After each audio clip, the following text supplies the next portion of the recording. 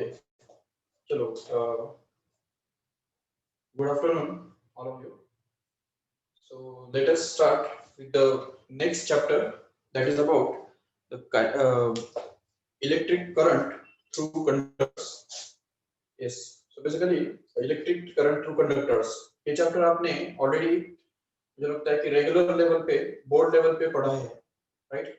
So now we'll start it with the JEE and NEET point of view. Yes. तो JEE NEET point of view से हमको किस तरह से इसके ऊपर क्वेश्चंस पूछे जाते हैं और किस तरह से उनको हमको टैकल करना है, वो हम इस चैप्टर के अंदर समझेंगे. Just wait a minute. Okay, so let us start with. So basically हमने ऑलरेडी इसमें देखा है इलेक्ट्रिक करंट थ्रू कंडक्टर्स के अंदर देखा है, that is the concept of, ठीक है. सबसे पहला जो हम देखते हैं it is the concept of Ohm's law. tells us simply that V is equal to I into R. Correct है. इसमें हम देखते हैं कि V का मतलब क्या होता है? वोल्टेज, ठीक है ना, potential difference. I stands for the current and R is the resistance. Okay, तो इसमें देखा जाता है कि resistance is defined as the ratio of voltage to current and the reciprocal of this resistance is called as the conductance. It is always denoted by capital G. So this capital G will actually be equal to I upon V, which is simply the reciprocal of this. तो इसको अगर हम उल्टा करेंगे ना, V upon I को अगर उल्टा करेंगे तो I upon V बनेगा, and that is actually called as the conductance. Yes. So also we have this the concept of resistivity. ये भी अच्छी तरह समझ के लो. What is resistivity? Or it is also called as the specific resistance. What do you mean by this specific resistance is, so basically resistance of a material is found to be depend upon length directly.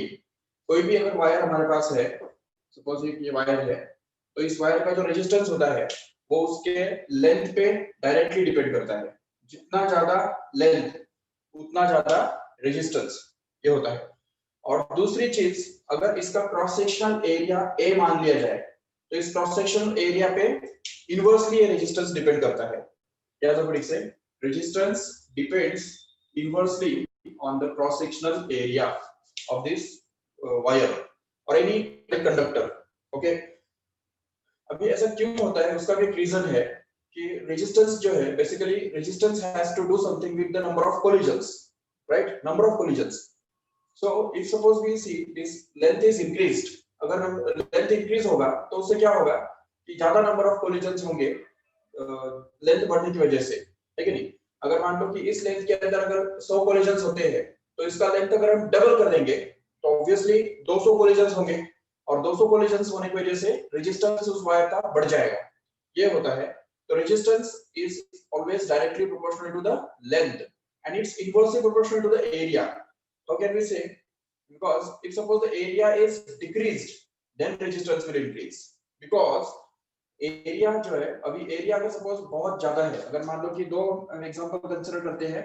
एक suppose ये wire है जिसका area बहुत ज्यादा है, cross sectional area is suppose like more, but on the other hand another wire is very narrow, like its cross sectional area is very small. So in this case, out of these two wires, where the resistance will be more, because पहले से होता क्या है ना कि अगर resistance, the basic origin of resistance lies in the collision of electrons with the atoms. यहाँ पे एक atoms है, ये सारे atoms है, ओके. और अब यहाँ पे अगर इलेक्ट्रॉन्स जो है तो वो अगर इलेक्ट्रॉन्स जाने वाले हैं तो यहाँ पे अगर इलेक्ट्रॉन, यहाँ पे एक इलेक्ट्रॉन है और इस तरफ लेफ्ट डायरेक्शन में अगर वो जा रहा है राइट डायरेक्शन में, तो हम देख सकते हैं कि यहाँ से इलेक्ट्रॉन जाने के लिए रास्ता उसको जो है वो काफी ज्यादा स्पेस, एम्प्टी स्पेस है. तो यहाँ से भी जा सकता है, यहाँ से भी जा सकता है. There is more empty space in case of this broad wire. Yes, but in case of this thin wire, if you see there will be more crowd of atoms like this. तो atoms का जो crowd है वो ज्यादा होगा और उसकी वजह से इलेक्ट्रॉन्स को जाने के लिए बहुत ज्यादा कठिनाई होगा, जिसकी वजह से यहाँ पे ऑपोजिशन जो है वो बढ़ जाएगा क्योंकि यहाँ पे नंबर ऑफ कोलिजंस ज्यादा रहेंगे. more times, more frequently, the electron will collide with the atoms and rebound and again accelerate forward. And because of that, lots of energy will get wasted, and that energy is counted as resistance actually. That's why you can see that here the resistance will be greater and here the resistance is going to be smaller. तो क्या पता चला, जहां पे area बड़ा होता है तो रेजिस्टेंस छोटा होता है, और जहां पे एरिया छोटा है तो वहां पे रेजिस्टेंस बड़ा है। तो ये रिलेशनशिप जो है वो उसी वजह से हमको मिलता है, resistance is inversely proportional to the area of cross section. ये इसी वजह से हमको पता चलता है। और इन दोनों थिंग्स को अगर कंबाइन करेंगे, ठीक है, resistance is proportional to the length and inversely proportional to the area, इन दोनों चीजों को अगर कंबाइन कर देंगे तो हमको एक्चुअली मिलेगा resistance is proportional to the ratio of length to area, and hence we can say this will be resistance is going to be some constant which is denoted by rho here into length upon area. तो ये होता है, this is the concept of resistivity. This constant resistivity is also called as the specific resistance. It is always the characteristic property of the material.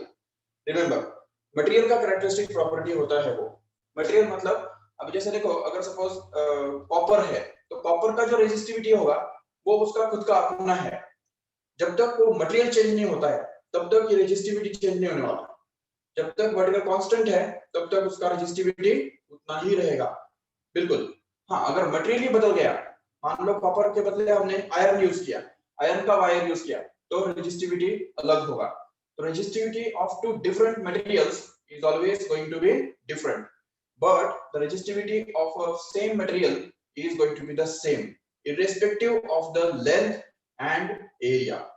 Okay, ये point अच्छी तरह समझ के लो, नहीं तो कभी-कभी क्या होता है एमसीक्यूज के अंदर तुमको पूछते हैं कि length of a wire is doubled, area is suppose tripled, and what will happen to the resistivity? So you have to remember that resistivity will never change if area and length is changed unless and until material changes. जब तक material change नहीं होता है तब तक resistivity बदलता नहीं है। तो ये resistivity जो है वो actually material का constant है, याद रखो ठीक से, material के साथ वो related होता है। तो ये बात हमको समझनी है अच्छी तरह से, ठीक है। So we can consider this resistance per unit length per unit area is called as the resistivity. Remember RA upon L, ये हमको फॉर्मूला मिलता है। अभी इसमें एक बात समझनी है हमको, रेजिस्टिविटी फाइंड करने के लिए रेजिस्टेंस चाहिए, एरिया भी चाहिए और लेंथ भी चाहिए। लेकिन भी एक समझो इसमें ठीक से कि लेंथ किसको बोलेंगे और एरिया किसको बोलेंगे, ये भी समझने जैसी बात है एक्चुअली। देखो, अगर सपोज हमको कोई भी वायर दिया गया और वायर के अंदर अगर करंट फ्लो हो रहा है और उसका तुमको रेजिस्टिविटी निकालना है, तो तुम कैसे निकालेंगे? उसका रेजिस्टेंस तुमको सपोज दिया हुआ है और एरिया दिया हुआ है और लेंथ भी दिया हुआ है, तो ये फॉर्मूला यूज करके तुम वायर का रेजिस्टिविटी निकाल सकते हो। If suppose we have a wire of cross sectional area A and suppose the length L and suppose its resistance is given to be R. Okay, so R is the resistance of a wire whose length is L and area of cross section is A. So how will you get the resistivity here? So resistivity can be found out to be simply equal to the resistance upon length into area. समझा क्या ठीक से? तो ये इस तरह से हमको मिलता है, इससे हमको रेजिस्टेंस भी मिल जाता है, no doubt. So resistance of this whole wire will be actually equal to resistivity multiplied by length upon area. तो याद रखो, जब हॉरिजॉन्टल डायरेक्शन में इस तरफ करंट फ्लो हो रहा होता है तो उस समय हम क्या करते हैं कि area cross section is something which is perpendicular to this current. Remember, when the current is flowing in this direction, that is from left to right, then we can see the area which is considered to be perpendicular. ठीक है ना? तो इसको जो perpendicular area होता है उसको हम यहाँ पे डिनोमिनेटर में लेते हैं, और इस करंट को पैरेलल जो लेंथ होता है वो हमको यहाँ पे न्यूमरेटर में लेना होता है। ये बहुत इंपॉर्टेंट है, क्योंकि अभी सपोज अगर मान लो कि ये वायर के बदले अगर तुमको एक ऐसा बॉक्स दिया जाए, ठीक है, ये बॉक्स दिया, मतलब वायर ही है वो, लेकिन वायर नॉर्मली वायर कैसा होता है, रेक्टेंगल सॉरी सर्कुलर होता है कि नहीं, उसका क्रॉस सेक्शनल एरिया हमेशा सर्कुलर होता है, लेकिन हम बना सकते हैं ऐसा वायर जिसका क्रॉस सेक्शनल एरिया रेक्टेंगुलर हो इस तरह से, ठीक है नहीं। तो अगर ऐसा वायर हमने बना लिया जिसका सपोज ये जो लेंथ है वो तो L है, नो डाउट, बट इसका जो ये जो साइड है वो रेक्टेंगुलर है, ठीक है, उसका क्रॉस सेक्शनल सर्कुलर नहीं है, क्रॉस सेक्शनल उसका रेक्टेंगुलर है, तो उसका मान लो कि ब्रेड्थ B है, और ये जो तीसरा है ये साइड इसको हम H बोल देंगे सपोज कुछ, तो ठीक है ना, H। तो अभी मुझे बताओ what will be the formula for finding the resistance of this wire if its material has resistivity rho। कौन बताएगा? I know already all of you or most of you can give the correct answer of this question. What would be the resistance of this whole wire whose length is L and breadth B and H is the height? अभी इसमें ये पता करना है हमको कि current जो है वो इस डायरेक्शन में फ्लो हो रहा है, इसलिए हम सीधा बोल सकते हैं कि ये बनेगा लेंथ, और इसकी वजह से यहाँ पे इसका जो रेजिस्टेंस है वो कितना बनेगा, देखो rho into L upon A ना। अभी ए कैसे निकालेंगे? ए मतलब area of cross section which is going to the product of this B and H, correct है। तो अगर बी और एच को मल्टीप्लाई कर देंगे तो हमको ये एरिया मिलेगा, जो कि यहाँ पे हमको डालना होगा बी इंटू एच। ये बात आई समझ में ठीक से सबको? Okay, yes. नाउ ये सिचुएशन जो है ना वो थोड़ा मैं चेंज करता हूँ। अभी देखो ठीक से, अगर मान लो कि सेम सिचुएशन है, लेकिन अभी इस केस में मटेरियल तो वही है, वो पूरा जो रेक्टेंगुलर बॉक्स है वो वही है, सिर्फ यहाँ पे क्या है ना कि करंट जो है, तो वो करंट जो कि पहले इस डायरेक्शन में फ्लो हो रहा था, तो वो अभी इस डायरेक्शन में फ्लो नहीं हो रहा है, बल्कि वो सपोज इस डायरेक्शन में फ्लो हो रहा है, ये देखो इस डायरेक्शन में, ठीक है। Current is flowing in upward direction suppose. Now what will we do? How will you find out the resistance of this whole box or just wire? So resistance of this wire can be found out once again by the same formula। यही formula हमको use करना है, no doubt. लेकिन यहाँ पे रो तो चलो ठीक है, वो तो मटेरियल का है, वो तो वही आएगा, नो डाउट। लेकिन what will be consider length here? यहाँ पे लेंथ क्या कंसीडर करेंगे? देख रहे हो यहाँ पे इस तरफ ऊपर तरफ करंट फ्लो हो रहा है, तो जब करंट ऊपर तरफ फ्लो हो रहा है तो उस डायरेक्शन का जो ये होता है लेंथ, ये बी है, यहाँ पे डायरेक्शन में जो उसका लेंथ बनता है वो यहाँ पे हमको ऊपर रखना होता है, तो यहाँ पे क्या आने वाला है? बी आने वाला है। ये समझा कैसे? और दूसरी बात कि यहाँ पे क्रॉस सेक्शन जो है, अभी इस करंट का जो परपेंडिकुलर एरिया है, तो वो ये दिख रहा है तुमको, ये देखो ये वाला एरिया, तो ये एरिया एक्चुअली हमको कंसीडर करना है, और यहाँ पे इसको नीचे डालना है डिनोमिनेटर में। कितना है वो? तो देखो L into H, do you agree with this? This side is H actually, ये H है कि नहीं? तो ये रेक्टेंगल हो गया, और रेक्टेंगल का एरिया कितना होता है? Length into breadth, but here breadth is nothing but H, that's why you can see it will be L into H like this in this, getting it? तो ये हमको अच्छी तरह समझना है। सेम वही बात अगर तुमको दिया जाए, अब एक सिंपल सा क्वेश्चन तुमको पूछता हूं, अगर मान लो एक बॉक्स है हमारे पास,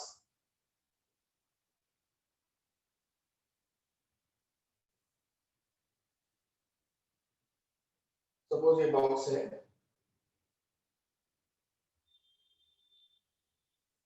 रेक्टेंगुलर बॉक्स है, ठीक है, और अगर इसका लेंथ जो है वो अगर हम मान लेते हैं a सपोज, ठीक है, इसका जो ब्रेड्थ है तो वो मान लेंगे b, ओके, और हाइट जो उसका है वो मान लेते हैं h, चलेगा? तो अभी मुझे बताओ, या c मान लेते हैं, चलो c, okay. Now we can find out three resistances of this box। तीन रेजिस्टेंस हम ढूंढ सकते हैं। एक रेजिस्टेंस वो जब current will be like this, अगर इस डायरेक्शन में करंट फ्लो होगा तो उसका रेजिस्टेंस कितना बनेगा बताओ, कौन बताएगा अभी? Just unmute your mic and tell me fast. Yes,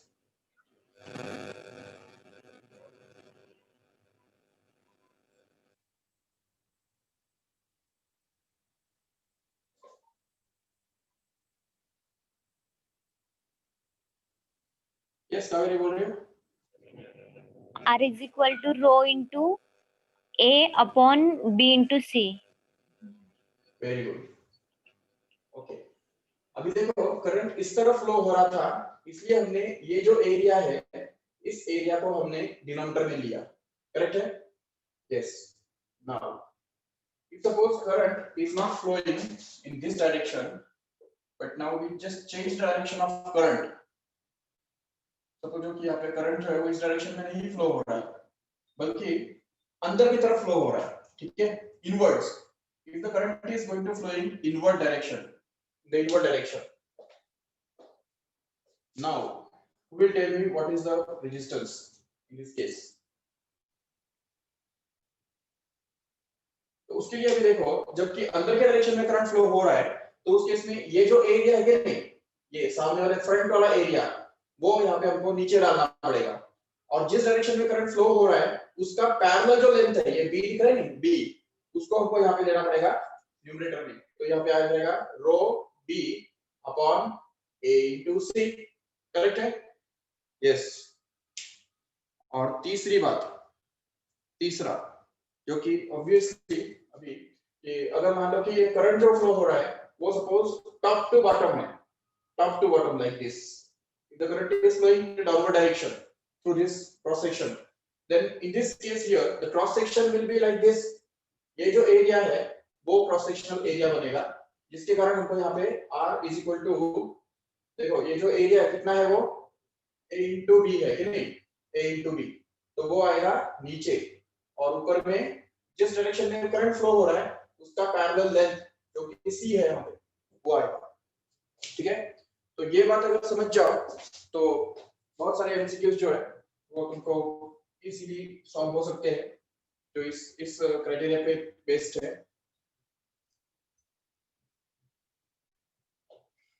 चलो ठीक है, so this is the concept of resistivity. Now will see the concept of current density. Okay, current density, yes. What is the current density? Is suppose this is the conductor and suppose the current is flowing in this conductor in this direction, okay? तो current जो है वो I है, I इतना current A इतने area में से पास हो रहा है।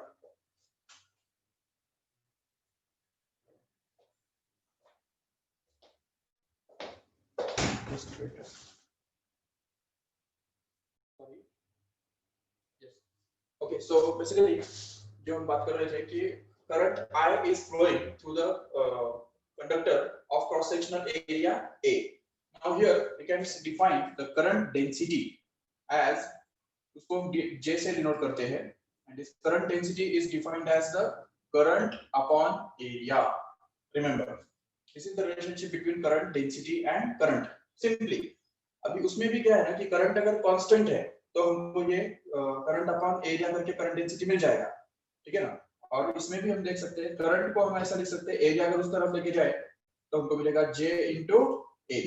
This becomes the expression for current in terms of current density. And obviously the current density का जो यूनिट है वो क्या रहेगा? Ampere per metre square, because it is current density मतलब क्या होता है? करंट अपॉन एरिया होता है, इसलिए। लेकिन इसमें अगर हर एक एलिमेंट पे अगर अलग-अलग करंट डेंसिटी अगर है, ठीक है, अगर मान लो कि यहाँ पे अगर सपोज करंट अलग है, करंट डेंसिटी अलग है, यहाँ पे थोड़ा करंट डेंसिटी अलग है, ठीक है, तो टोटल करंट जो है तो वो निकालने के लिए हमको थोड़ा सा अलग पॉइंट ऑफ व्यू से इसको सोचना पड़ेगा। देखो अगर सपोज हम यहाँ पे एक छोटा एलिमेंट अगर इमेजिन करते हैं जिसका एरिया मान लो ds है, और इसमें करंट जो जा रहा है, करंट डेंसिटी जो है तो वो सपोज J है, तो हम बोल सकते हैं यहाँ पे कि the total current passing through this small element of area ds will be equal to di, which is going to be equal to J into dA or ds, you can say. So this is the expression for current in terms of current density and a small element of area ds. And if suppose we want to find out the total current to this whole, then we can just integrate this whole thing in this way. तो ये भी हमको करना होगा। अगर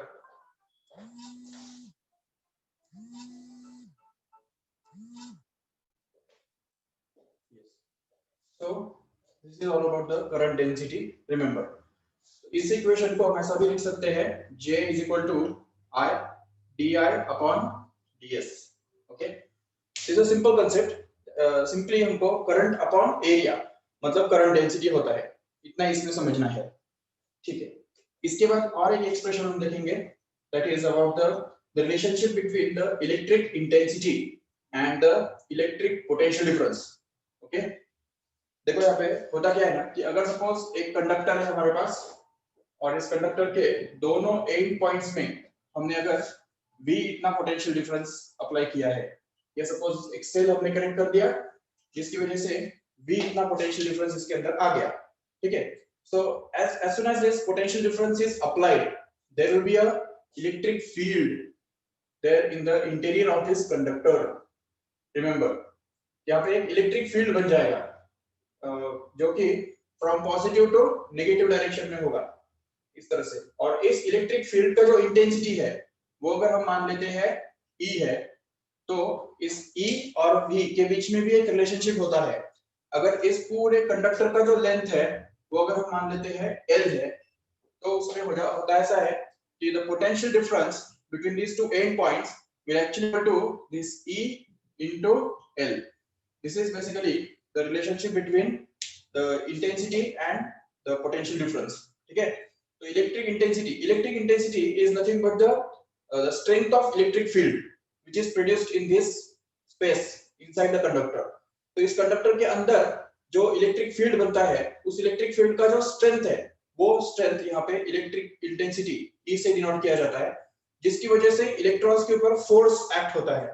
अभी अभी मुझे लगता है आपका इलेक्ट्रोस्टैटिक्स चल रहा है, ठीक है नहीं, तो उसमें आपने फिर सुना होगा इलेक्ट्रोस्टैटिक्स के अंदर इलेक्ट्रिक इंटेंसिटी क्या होता है, आगे चल के तुम ये देखेंगे कि इलेक्ट्रिक पोटेंशियल डिफरेंस क्या होता है, ये सब कंसेप्ट उसमें आने वाले ही है। But still just remember this formula for just sake of MCQ solve करने के लिए ये फार्मूला तुमको बहुत इंपॉर्टेंट रहने वाला है, that is the V is equal to E into L. If suppose we are given with this intensity and length, we can immediately find out the potential difference between the two end points, right?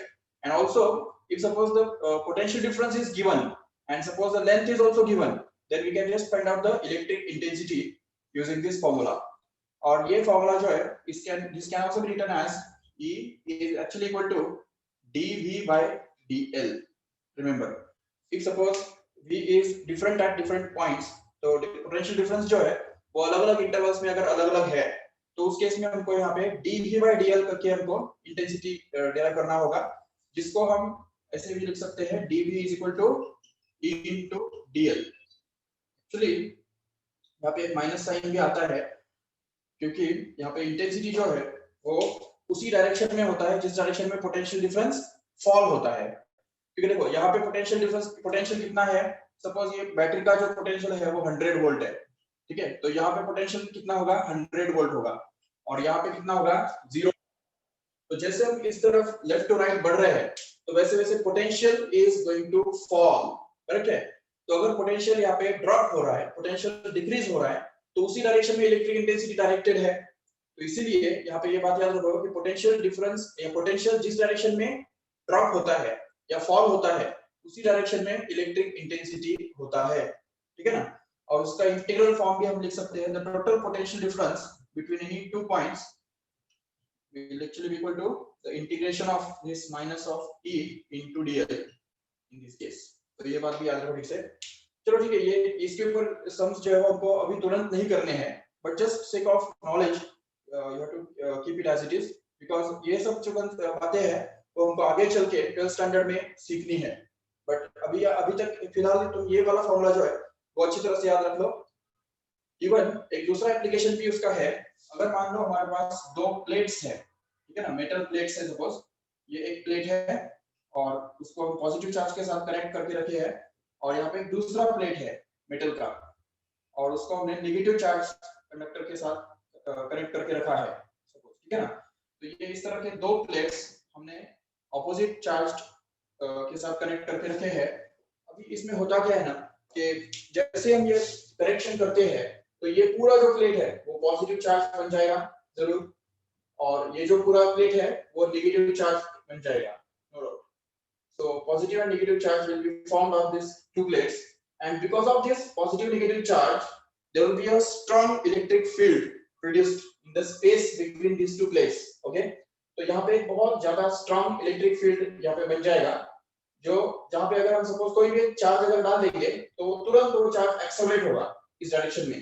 तो अगर suppose ये दोनों का के बीच में potential difference अगर मान लेते हैं v है, और इन दोनों के बीच में जो डिस्टेंस है, प्लेट्स के बीच में जो डिस्टेंस है वो अगर मानते हैं d है, स्मॉल d, तो उस केस में हम देख सकते हैं कि इलेक्ट्रिक इंटेंसिटी जो यहाँ पे स्पेस में प्रोड्यूस होता है, that electric intensity will be given by the same formula once again, that is here, which will be v upon d here.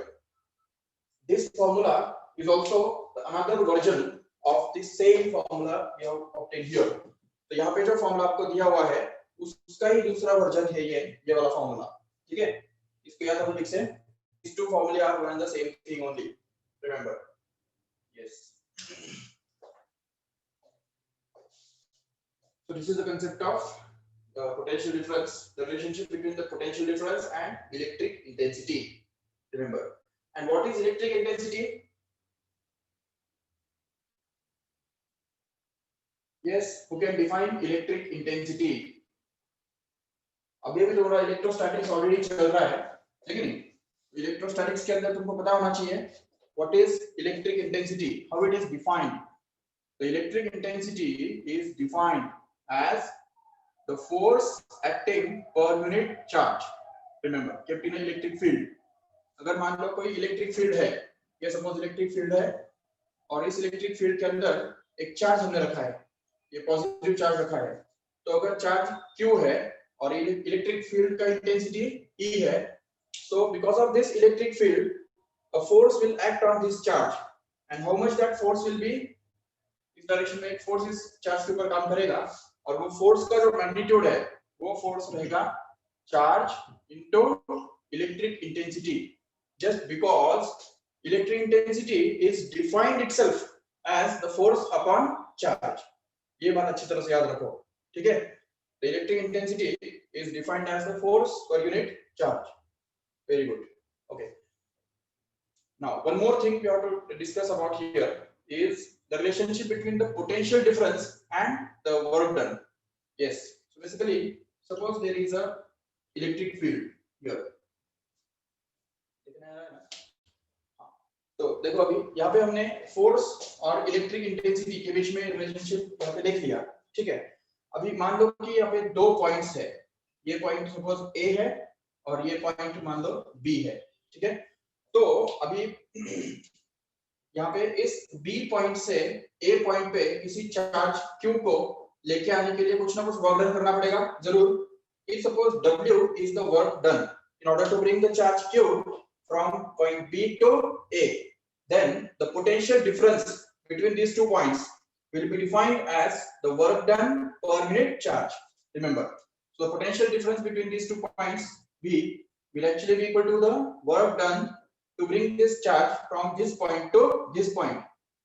So this is the definition of potential difference. Remember correctly, the potential difference between the 2 points is defined as the work done to bring a unit positive test charge from one point to other point against the electric field. Obviously electric field के against इसको इस तरह यहाँ से यहाँ तक लाने के लिए हमको कुछ ना कुछ वर्क डन करना पड़ेगा, जो कि उस चार्ज के अंदर as a potential energy store हो जाएगा, and that stored potential energy per unit charge is actually called as potential. Okay, electric potential उसको ही बोलते हैं। So this is the relationship between the potential and work done. We can also rearrange this formula and say that this will be W is equal to Q into V. Okay, so W is equal to Q into V. ये भी एक formula हमारे पास है जो कि work done is equal to charge into potential difference. If you want to move this charge Q from this point to this point, and the potential difference between these 2 points is suppose V, then the total work done in bringing this charge Q from this point to this point will be equal to the product of the charge and the potential difference between these 2 points. Okay, so ये भी एक अच्छी तरह से समझ लो. This is also the relationship. So based on all these relationships, we have to derive the macroscopic form of Ohm's law tomorrow.